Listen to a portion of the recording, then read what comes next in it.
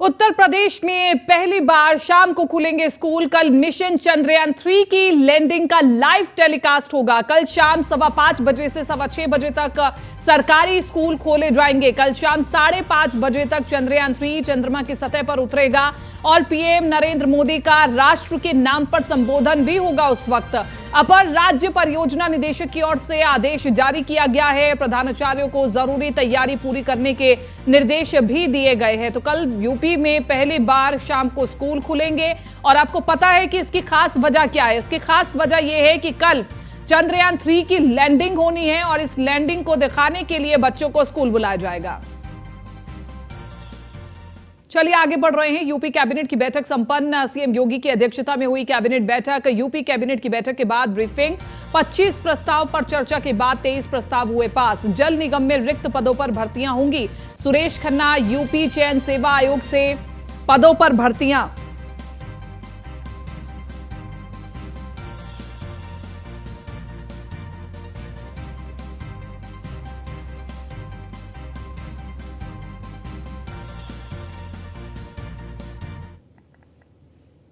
मेरठ के घनी आबादी वाले व्यस्त क्षेत्र में से जो परिवहन बस अड्डा था उसको शिफ्ट करने की बात है। ये अपने आप में वहाँ के कंजेशन को दूर करने के लिए ये उठाया गया कदम है। खास तौर से ये बहुत काफी दिनों से इसकी मांग चल रही थी। इस परियोजना में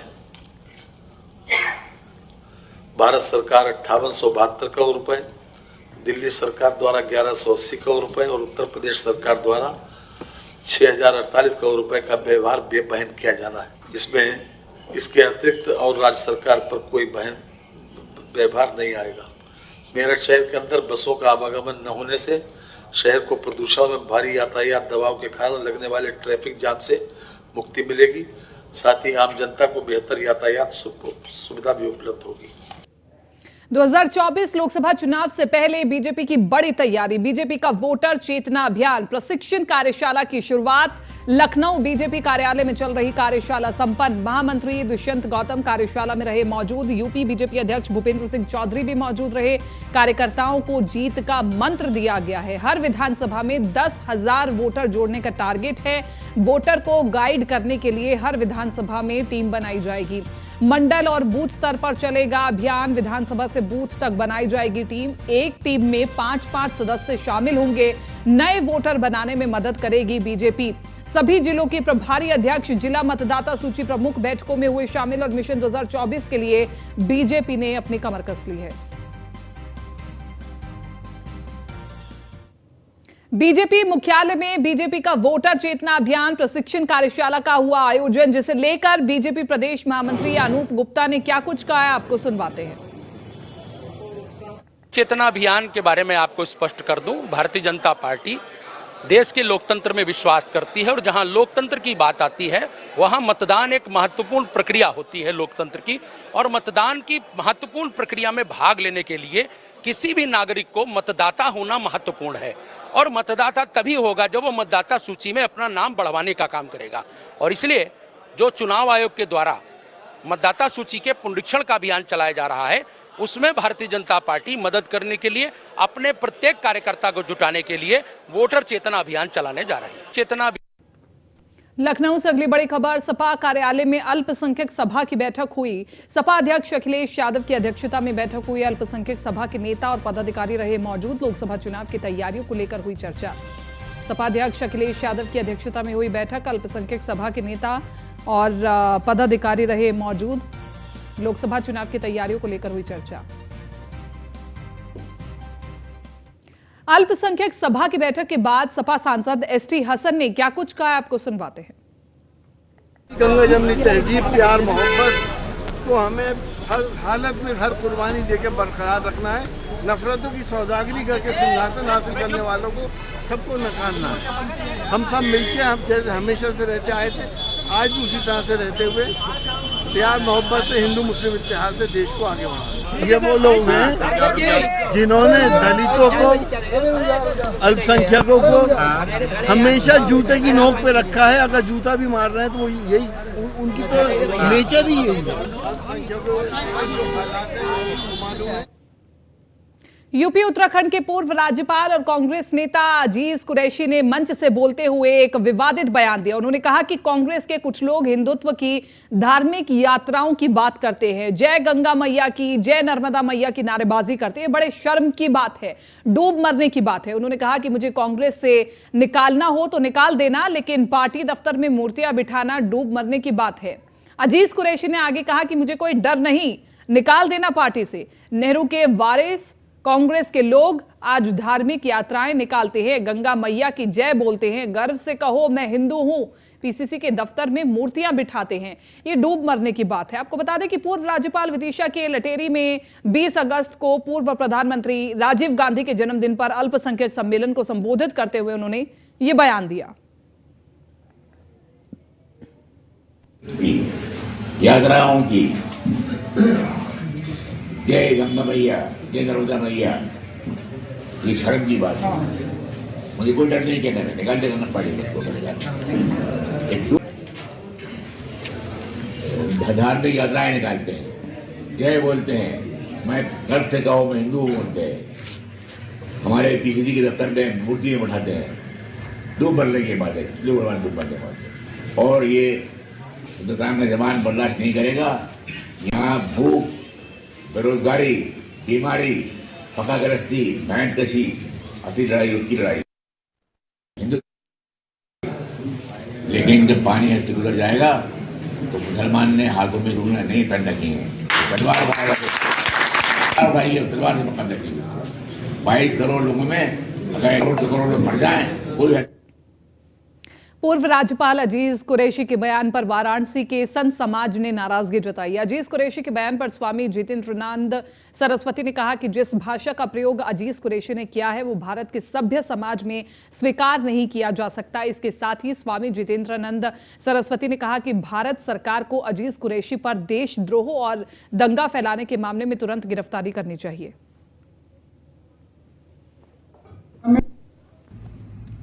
आज जिस भाषा का प्रयोग अजीज कुरैशी ने किया वह भाषा भारत के सभ्य समाज में किसी भी रूप में स्वीकार नहीं की जा सकती। माँ गंगा, माँ यमुना इस देश के श्रद्धा के विषय हैं। गंगा यमुनी तहजीब शब्द तो यही लोग लेके आए थे, ये हमारा शब्द भी नहीं है, क्योंकि यमुना भी गंगा में मिलकर के गंगा हो जाती हैं। और जहां तक इस देश में युद्ध छेड़ने 1-2 करोड़ लोगों के शहीद हो जाने की बात है, इस तरीके के भाषा प्रयोग पर मैं इतना ही कहूंगा कि भारत सरकार को अविलंब कार्यवाही करते हुए देशद्रोह और देश में दंगा फैलाने के आरोप में अजीज कुरैशी की गिरफ्तारी होनी चाहिए। और इन लोगों के चेहरे से नकाब उतर गया कि ये जो कहते थे कि ये देशभक्त भी हैं, भारत के संस्कृति का सम्मान करते हैं, वास्तव में इनके मन में तो गजवाए हिंद का सपना पल रहा है, जो नरेंद्र मोदी, अमित शाह के रहते सफल होता नहीं दिख रहा है। तो आज जुबान पर सही बात आ ही गई। अब भद्रता के मामले में मेयर सुषमा खरकवाल का बड़ा बयान सामने आया है। लखनऊ की मेयर सुषमा खरकवाल ने बयान देते हुए दर्ज कहा कि नगर निगम के एक स्टाफ बिजनौर में स्थित विनायक अस्पताल में भर्ती थे। अपने स्टॉप को देखने के लिए मैं वहां गई थी। इसके साथ ही उन्होंने क्या कुछ कहा, आगे सुनवाते हैं। यहाँ पे लखनऊ में बिजनौर में एक विनायक हॉस्पिटल है, वहाँ पे मेरा एक अधिकारी है एटीएफ का, नगर निगम का एटीएफ का अधिकारी, वो एडमिट थे। मैं उनको देखने गई थी, मेरे साथ सिर्फ मेरा पीएस था और अर्दली और गनर थे, लेकिन पीएस और हम ही आगे गए थे, ये लोग पीछे थे। तो उनके बेटे ने कहा कि हमको रिपोर्ट कहीं से किसी और डॉक्टर को भी रिपोर्ट दिखाना चाहते थे, लेकिन हॉस्पिटल उनको रिपोर्ट नहीं दे रहा था। तो मैंने जब उनको कहा कि आप इनको रिपोर्ट दीजिए, तो उन्होंने रिपोर्ट देने से इनकार किया। तो मैं फिर आईसीयू से नीचे आई, मेरे साथ सिर्फ 2 लोग थे, अकेली थी मैं आईसीयू में, और उनकी पत्नी थी और कोई नहीं था।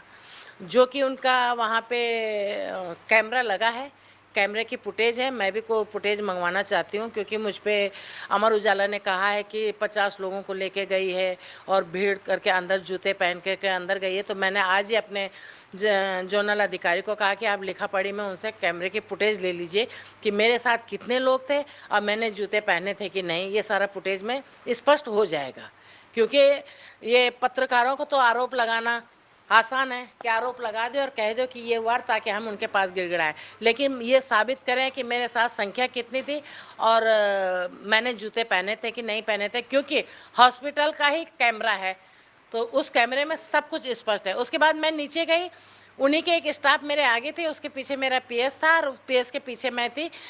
स्टाफ ने अंदर दरवाज़ा खोला कि आपसे मिलना चाहते हैं, तब तक मेरा पीएस अंदर गया कि महापौर मिलना चाहती है, और मैं भी पीछे पीछे अंदर गई। तो उन्होंने ना मेरी तरफ देखा ना कुछ कहा। पीएस से कि आप अंदर क्यों आए, तो उन्होंने कहा महापौर जी आपसे मिलना चाहते हैं। तो ठीक है आप बैठे और बाहर निकल गए।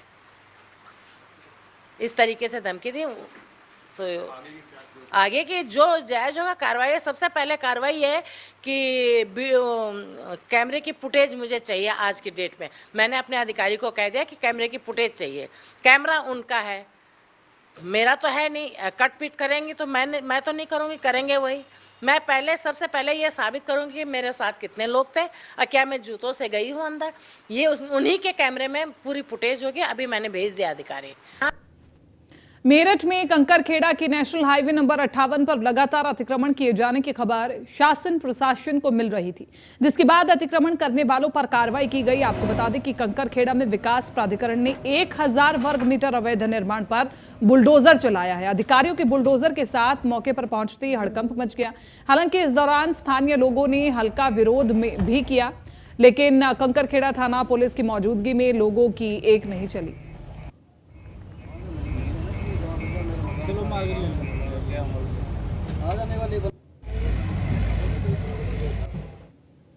अगली खबर प्रयागराज से बता रहे, फरार चल रही जैनब की संपत्तियों की खोज शुरू हो गई है। पीडीए राजस्व विभाग ने संपत्तियों की खोज शुरू कर दी है। उमेश पाल हत्याकांड में फरार चल रही है जैनब। अतीक के भाई अशरफ की पत्नी है जैनब, और जैनब की अवैध संपत्तियों को जब्त करेगी पुलिस। तो बड़ी खबर आपको बता रहे हैं, जैनब की संपत्तियों की खोज शुरू हो गई है। जैनब की अवैध संपत्तियों को जब्त करेगी पुलिस। फरार चल रही जैनब की संपत्तियों की खोज शुरू हो चुकी है। पीडीए राजस्व विभाग ने शुरू की संपत्तियों की खोज।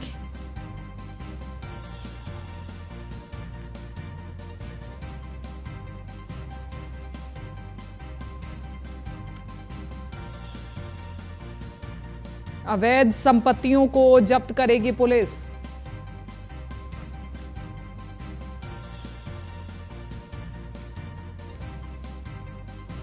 पीडीए राजस्व विभाग ने शुरू की संपत्तियों की खोज। जैनब की संपत्तियों की खोज शुरू हो चुकी है। उमेश पाल हत्याकांड में फरार चल रही है जैनब। अतीक के भाई अशरफ की पत्नी है जैनब।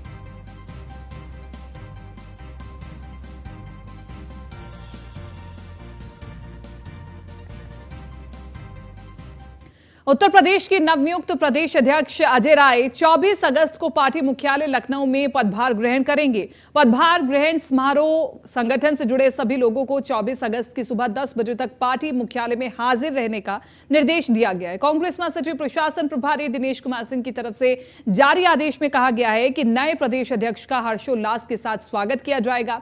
आपको बता दें कि अजय राय 17 अगस्त को यूपी कांग्रेस की कुर्सी उन्हें सौंपी गई थी, और आपको बता दें कि कांग्रेस के नए प्रदेश अध्यक्ष के स्वागत के लिए तैयारियां भी जोरों पर चल रही हैं।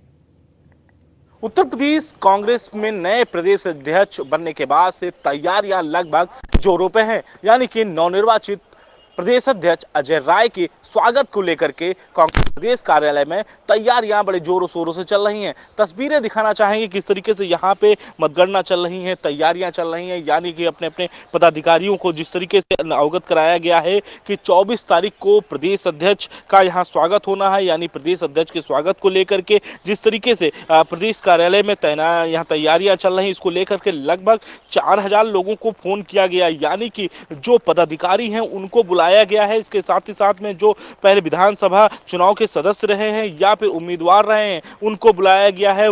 पूर्व विधायकों को बुलाया गया है और सांसदों को बुलाया गया है, बहुत से ऐसे वो अपने पार्टी के कार्यकर्ता हैं उनको बुलाया गया है। यानी साफ है कि बहुत से ऐसे पदाधिकारी हैं, उन पदाधिकारी को सबको बुला करके ये जानने का प्रयास किया जाएगा कि कैसे इस बार नए प्रदेश अध्यक्ष का स्वागत होता है। यानी कि लगभग 4000 से अधिक लोगों को अब तक जो है पार्टी की तरफ से फोन जा चुका है और उत्तर प्रदेश के बहुत से जिलों से जो कार्यकर्ता हैं, जो पुराने नेता हैं, वो यहाँ पे आने वाले हैं और इसको लेकर के लगभग तैयारियां जो हैं वो जोर शोर से चल रही हैं। हम बोर्ड भी दिखाना चाहेंगे कि जिस तरीके से बृजलाल खाबरी का जो है वो बोर्ड यहाँ से हट चुका है। अजय राय पूर्व मंत्री हैं, उनका बोर्ड लगा हुआ है। यानी कि साफ है कि नए प्रदेश अध्यक्ष का अब उद्घाटन हो चुका है, यानी आगमन होने वाला है। 24 तारीख को आगमन हो रहा है नए प्रदेश अध्यक्ष का। कैसे स्वागत कर रहे हैं आप लोग? देखिए, कार्यकर्ताओं में बहुत उत्साह है। माननीय अजय राय जी हमारे पहले प्रांतीय अध्यक्ष भी रह चुके हैं, 5 बार के विधायक हैं और पूरे प्रदेश में जाना पहचाना नाम है।